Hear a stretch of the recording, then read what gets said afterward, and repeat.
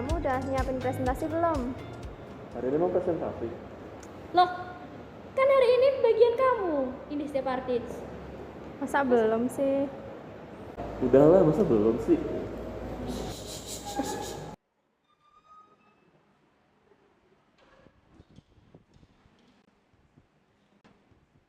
Assalamualaikum semuanya. Waalaikumsalam warahmatullahi wabarakatuh. Selamat sore. Gimana kabarnya ini semuanya? Saya Pak, alhamdulillah baik. Oke, alhamdulillah. Oke, teman-teman semuanya, selamat sore ya. Nah, di hari ini kita mau melanjutkan materi ya tentang Indiste Partits. Di pertemuan kemarin kan sudah disepakati bahwa hari ini kita akan presentasi ya, perwakilan sampel lah dari kalian. Tapi berhubung nanti kan saya jam 5 ada acara. Acaranya ini di Jerman. Aduh. Di Sumber kan Jerman.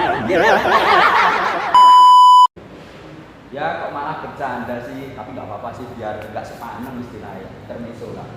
Oke, mungkin dari kalian ingin maju mempresentasikan tentang Indiste Partits. Tuh, angkat tangan yuk. Kamu aja Nung. Iya kamu aja. Iya kamu aja. Ya kamu mau ya. Rino Pak. Rino, Pak. Ya mungkin Mas Dandrino ya bisa memberi contoh untuk presentasi tentang Indiste Partits hari ini. Yuk Mas Dandrino silakan untuk maju ke depan. A few moments later. Perkenalkan, nama saya Yandrino. Berdirinya saya di sini untuk mempresentasikan hasil belajar mandiri tentang Indiste Partits.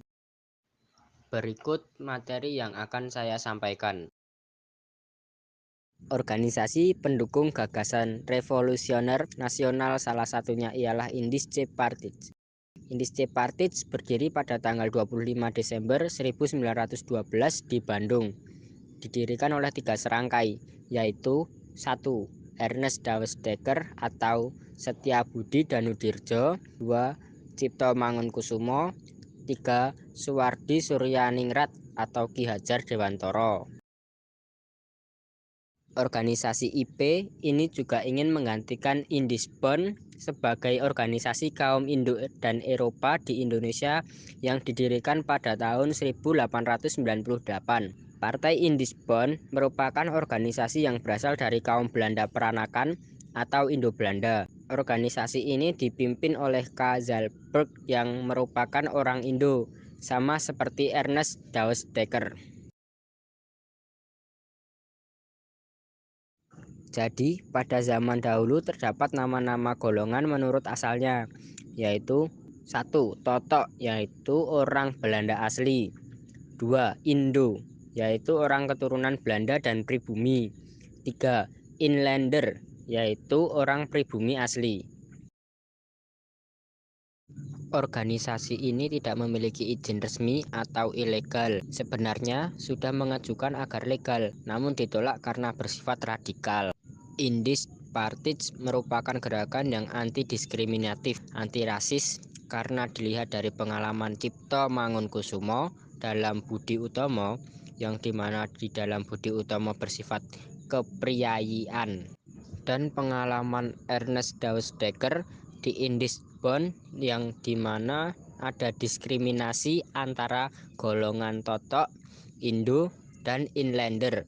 Tapi Ernest Dawes-Dekker tidak mendiskriminasi antara Inlander maupun Totok. Redaktur-redaktur surat kabar Jawa Tengah di Semarang dan di Cahaya Timur di Malang juga menyokong berdirinya Indiste Partits. Begitupun di daerah-daerah Jawa Barat, Jawa Tengah, dan Jawa Timur gagasannya mendapat sokongan.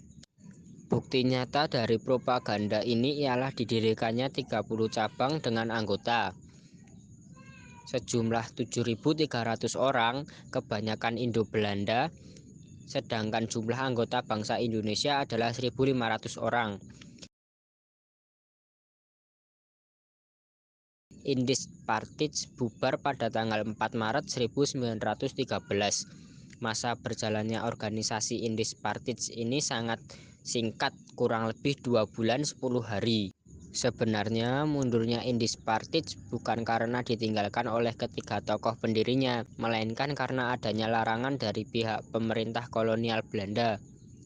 Kehadiran Indispartij memiliki kesan mendalam bagi seluruh warga Hindia Belanda.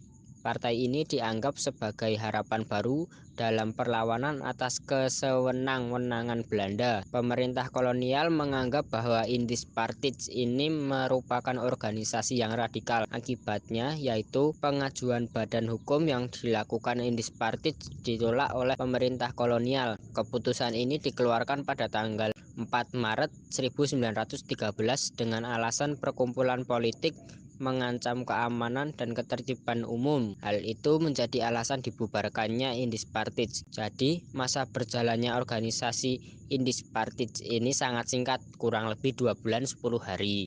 Setelah Indispartij dibubarkan, Soehardi Suryaningrat membuat tulisan yang berjudul Seandainya Aku Seorang Belanda pada tahun 1913. Isi dari buku tersebut ialah tentang sindiran untuk pemerintah kolonial. Beliau membuat karya tersebut karena tidak terima saat Belanda merayakan 100 tahun kebebasannya dari Prancis tahun 1813. Pemerintah kolonial menggunakan biaya dari pajak-pajak pribumi. Sindiran Ki Hajar Dewantara tersebut memiliki maksud tertentu, bahwa sebenarnya pemerintah Belanda tersebut harus malu dikarenakan mengajak bangsa Hindia Belanda atau bangsa yang terjajah untuk kepentingan negeri sang penjajah. Mengenai hal tersebut, tulisan karya milik Ki Hajar tersebut segera ditarik dari peredaran agar tidak dapat terbaca oleh masyarakat luas. Dengan tulisan tersebut, Soehardi Suryaningrat ditangkap pihak Belanda. Ketiga tokoh tersebut diberi pilihan pengasingan dan mereka memilih dibuang ke Belanda. Sekian presentasi dari saya. Apabila ada yang bertanya, saya persilahkan. Nah, tadi kan dijelaskan mengenai pilihan pengasingan untuk ketiga tokoh yang dicekam Belanda. Pilihan apa saja yang diberikan dari pihak Belanda? Saya ingin bertanya, bagaimana nasib 3 serangkai saat diasingkan di Belanda? Terima kasih.